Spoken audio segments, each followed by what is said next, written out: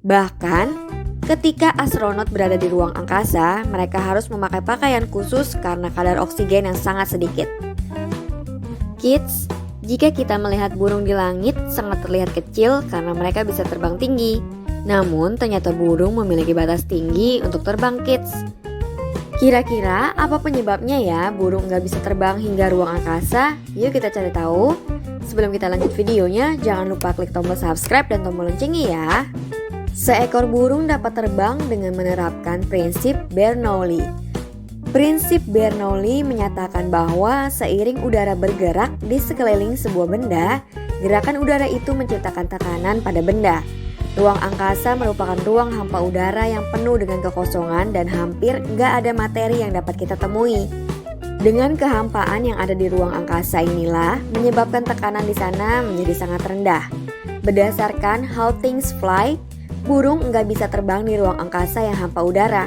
Karena ruang angkasa nggak mempunyai udara yang burung butuhkan untuk bernapas dan mengepakkan sayapnya. Untuk bisa terbang, burung membutuhkan tekanan udara yang ada di atas dan di bawah sayapnya. Tekanan udara ini terbentuk ketika burung menggunakan otot dada mereka yang kuat untuk mengepakkan sayapnya. Bahkan, ketika astronot berada di ruang angkasa, mereka harus memakai pakaian khusus karena kadar oksigen yang sangat sedikit. Berdasarkan penelitian, dengan sedikitnya udara atau oksigen bisa membahayakan astronot jika enggak mengenakan pakaian khusus tersebut. Meskipun burung bisa terbang hingga ke ruang angkasa, mereka nggak bisa menelan makanan karena di bumi burung mengandalkan gravitasi untuk membantunya mendorong makanan ke perut. Sementara di ruang angkasa gaya gravitasinya sedikit, menyebabkan benda-benda melayang, bahkan manusia. Namun, apabila menggunakan pesawat ruang angkasa, apakah burung masih bisa terbang? Burung mampu terbang di pesawat ruang angkasa.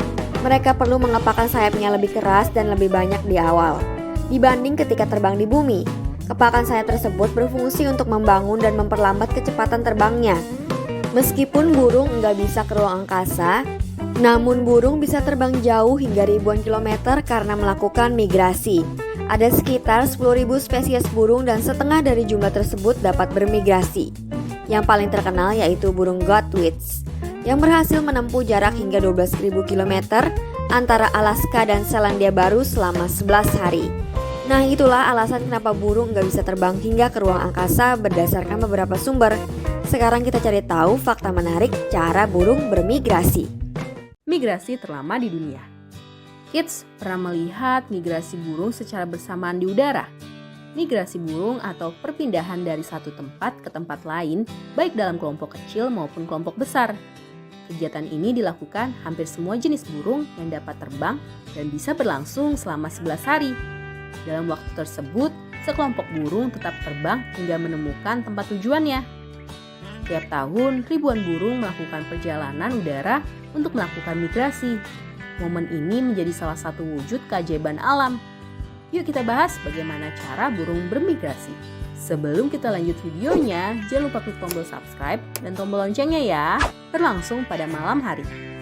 Sebagian burung lebih suka melakukan migrasi ketika malam hari. Migrasi ini dilakukan untuk menghindari burung predator yang lebih sering berkeliaran di udara ketika siang hari. Selain itu, mereka juga memanfaatkan bintang sebagai navigasi menuju wilayah yang baru. Udara malam juga lebih baik untuk membantu mereka terbang secara bersamaan dengan mudah. Ternyata, rute dan jalur migrasi burung sudah terbentuk secara alami. Unik banget ya kids! Jadi saat mereka akan bermigrasi, jalur yang akan dilalui sama dengan jalur yang mereka gunakan pada migrasi sebelumnya. Migrasi terlama di dunia. Burung dara laut Arktik merupakan jenis burung yang mendapatkan rekor sebagai hewan yang mengalami migrasi terlama di dunia. Kelompok burung laut Arktik bisa melakukan perjalanan bolak-balik dari kutub ke kutub dengan jarak lebih dari 96.560 km. Dara laut Arktik merupakan burung laut berukuran kecil. Berdasarkan Animalia, panjang tubuh mereka hanya sekitar 33 hingga 36 cm dengan bobot 86 hingga 127 gram. Sayapnya panjang kecil, bila direntangkan lebarnya 76 hingga 85 cm. Tubuh kecil burung ini membawa banyak keberuntungan saat melakukan perjalanan jarak jauh. Burung ini mampu meluncur di udara tanpa harus mengepakkan sayap. Bahkan bisa terlelap beberapa waktu selama meluncur.